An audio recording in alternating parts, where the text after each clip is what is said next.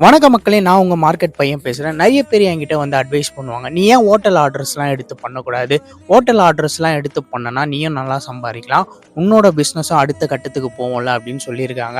நான் ஹோட்டல் ஆர்டர்ஸ்லாம் இதுக்கு முன்னாடி பண்ணியிருக்கேன். அதில் நிறைய பேட் எக்ஸ்பீரியன்ஸ்லாம் இருக்குது. நான் எல்லா ஹோட்டல்காரங்களையும் குறை சொல்ல, ஒரு சில ஹோட்டல்காரங்க அப்படி இருக்காங்க. இந்த ஹோட்டல் ஆர்டர்ஸில் என்ன பேட் எக்ஸ்பீரியன்ஸ் அப்படின்னு பார்த்தீங்கன்னா, நல்லா நம்மக்கிட்ட வந்து ரெகுலராக வந்து சரக்கு வாங்கிட்டே இருப்பாங்க, பேமெண்ட்டும் ஆன் டைம் பண்ணிக்கிட்டே இருப்பாங்க. ஒரு கட்டத்தில் என்ன பண்ணுவாங்க அப்படின்னு பார்த்தீங்கன்னா, அப்படியே கொஞ்சம் கொஞ்சமாக பேலன்ஸ் வந்து வச்சுக்கிட்டே வருவாங்க. வச்சுக்கிட்டே வந்து திடீர்னு என்ன பண்ணுவாங்க பார்த்தீங்கன்னா, நம்ம கிட்ட இருந்து இன்னொருத்தர்கிட்ட வந்து வாங்க ஆரம்பிச்சிருவாங்க. நம்ம கிட்ட இருந்த பேலன்ஸை அப்படியே வச்சிருவாங்க. நம்மளோட சரக்கை கொடுத்துட்டு அந்த பேலன்ஸுக்காக அவங்க கிட்ட போயிட்டு வர வேண்டியதாக இருக்கும். நம்ம ஏங்க நம்ம சரக்கை வந்து நம்ம கை காசு போட்டு வாங்கி குடுத்துட்டு, அந்த பேலன்ஸ்க்காக நம்ம போய் நிக்கணும். நான் எல்லாருமே அப்படி பண்றாங்க அப்படின்லாம் சொல்ல வரல. என்னோட எக்ஸ்பீரியன்ஸ்ல இருந்து நான் அத வந்து சொல்றேன். ஸோ, அதனால தான் அந்த மாரி ஆர்டர்ஸ்லாம் நான் இப்ப எடுத்து பண்றது கிடையாது.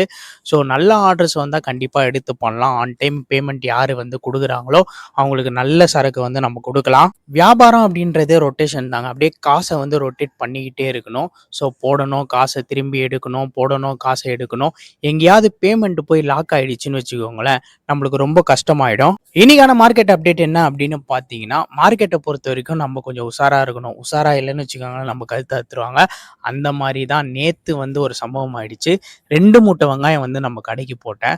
ஆனா அந்த 2 மூட்டையில நிறைய வேஸ்டேஜ் ஈர வெங்காயம் வந்து போயிடுச்சு.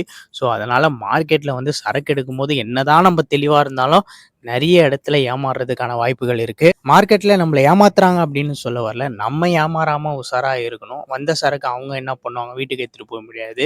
வியாபாரிங்களுக்கு சேல்ஸ் பண்ணி தான் ஆகணும்.